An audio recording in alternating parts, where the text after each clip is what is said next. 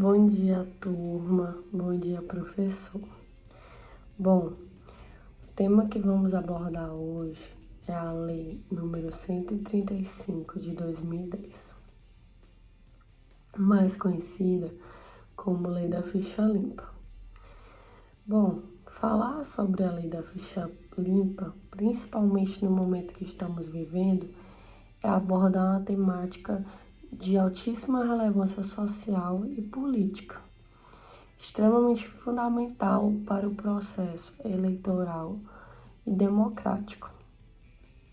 A Lei Complementar número 135 de 2010 serviu como um marco histórico para a democracia brasileira, garantindo assim eleições mais transparentes e verdadeiras, dificultando a perpetuação do poder nas mãos de políticos condenados por atos ilícitos. Quando falamos da Lei da Ficha Limpa, automaticamente já imaginamos uma consulta sobre algo ou alguém, a fim de saber a sua procedência, se é correto, se é certo. Então, vamos exemplificar. Quando queremos contratar uma pessoa para trabalhar dentro da nossa casa, tudo que queremos é uma pessoa boa, uma pessoa íntegra, uma pessoa honesta. E para conhecer a pessoa de fato em questão, nós devemos ir atrás das informações e dos seus antecedentes criminais. É exatamente isso que ocorre na política. Por que eleger um candidato que não é digno daquele mandato para cuidar do erário público e ser representante do povo? Não faz sentido. E exatamente por isso, a Lei da Ficha Limpa foi criada. Ela tem o intuito de literalmente fazer uma limpa e de barrar candidaturas de pessoas que praticaram atos ilícitos ou que foram condenadas ou que até mesmo estão respondendo por processo na Justiça Eleitoral. Lembrando que essa condenação, ela precisa ser um órgão colegiado, ou seja, no mínimo 3 juízes. A Lei da Ficha Limpa, ela reúne condições de inegibilidade e estabelece o período de inegibilidade, que é 8 anos, a partir do cumprimento da pena. Ou seja, se um indivíduo é condenado a 20 anos, ele passará 28 anos sendo inelegível. 20 anos do cumprimento da sua pena e 8 anos, que é o período estabelecido pela lei. A Lei da Ficha Limpa, ela foi um avanço e foi uma conquista pela iniciativa popular, exatamente com o intuito de promover e garantir a probidade da administração pública.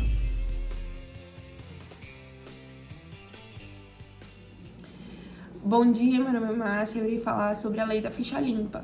Irei explicar mais ou menos como funciona. Vamos lá. A Lei da Ficha Limpa, ela define as condutas que podem acabar impedindo as candidaturas ou não. Mas para ficar mais coeso, mais claro pra gente, eu vou dar uns exemplos. Uma pessoa que é condenada pela compra de votos, ela não pode ser eleita.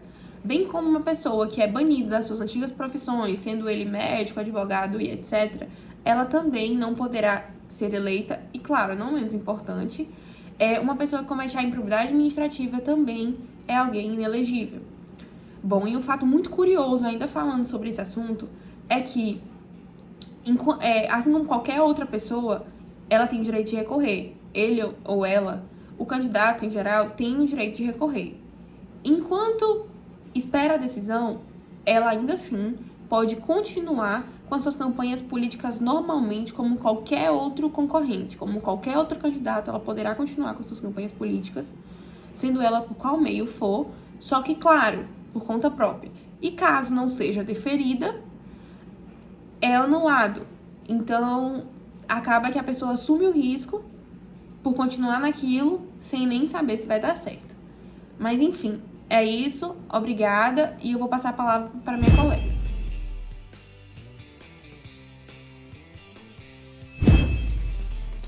Olá, me chamo Thaline Aguiar e irei falar um pouco, resumidamente, sobre a natureza jurídica da Lei Ficha Limpa.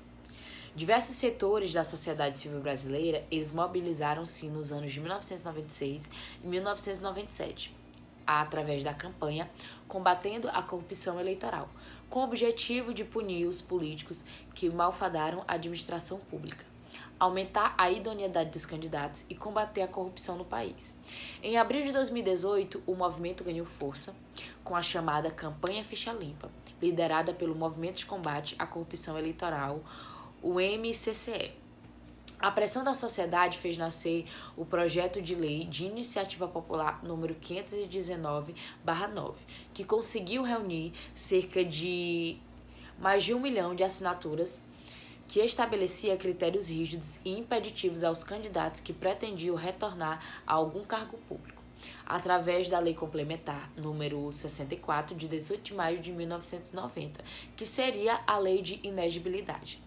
E em 4 de junho de 2010, o projeto foi sancionado pelo presidente Luiz Inácio Lula da Silva na Lei Complementar número 135/2010.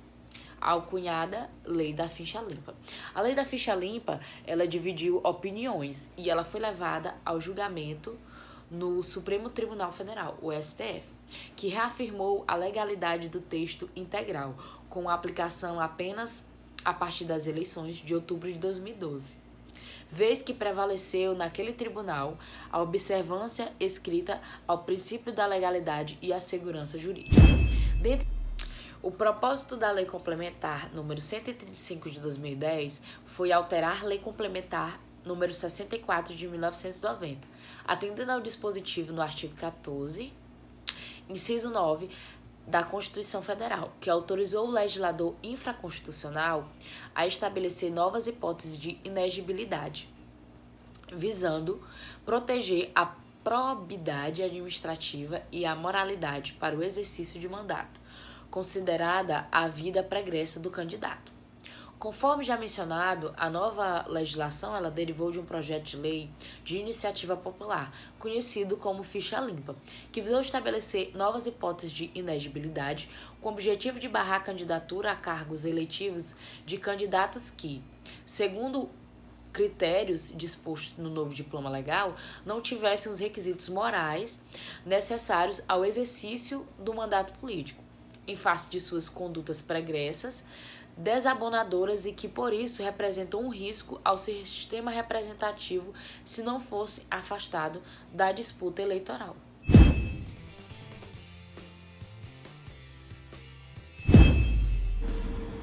Dando continuidade ao nosso assunto sobre ficha limpa, a Lei da Ficha Limpa foi um marco na luta contra a corrupção no Brasil. Embora já existisse a Lei Complementar 64 de 1990, as previsões de inegibilidade eram poucas e com punibilidades menores. Por isso, a Lei Complementar 135 de 2010 trouxe uma mudança significativa no cenário político, sempre pensando no interesse público, na administração por pessoas honestas e, consequentemente, na administração pública almejada por todos. Sendo assim, o político que cometer crime que impeça de se candidatar deverá ficar por muitos anos fora da vida pública. A Lei Complementar número 135 de 2010 criou hipóteses de inegibilidade eleitoral, que visam proteger a probidade administrativa e a moralidade no exercício do mandato. Trata das inegibilidades que impedem o cidadão de ser candidato a um cargo eletivo e, caso eleito, de assumir o cargo se comprovada a inegibilidade. Após a análise da legislação e jurisprudência, verificou-se que a Lei Complementar número 135 de 2010 traz novas hipóteses de inexigibilidade derivadas de condenações colegiadas previamente ao seu trânsito em julgado. Conclui-se também que a Lei Complementar 135 de 2010 tem por objetivo qualificar os perfis dos candidatos a cargos eletivos e, com isso, os critérios de inexigibilidade tornam-se mais rigorosos. Compreende-se que a preocupação é de qualificar o perfil dos candidatos a cargos eletivos, considerando inclusive a vida pregressa. A inexigibilidade decorre do cometimento de crime ou ilícito considerado pela Constituição Federal ou pela lei complementar e impede o cidadão de ser candidato ou ocupar um cargo público. A inexigibilidade pode, desse modo, ter caráter absoluto e proibir a candidatura em eleições de um modo geral, ou pode ser relativa e, desse modo, impossibilitar a postulação de um dado mandato. Com isso, o cidadão que busca um cargo eletivo precisa atentar às condições de elegibilidade e, com isso, não incorrer a nenhuma causa decorrente de inexigibilidade. Nesse sentido, cabe salientar que a inexigibilidade pode ter causas constitucional, as quais dividem-se entre absoluta e relativa, ou infraconstitucionais. A constitucional absoluta consiste em impedimento eleitoral.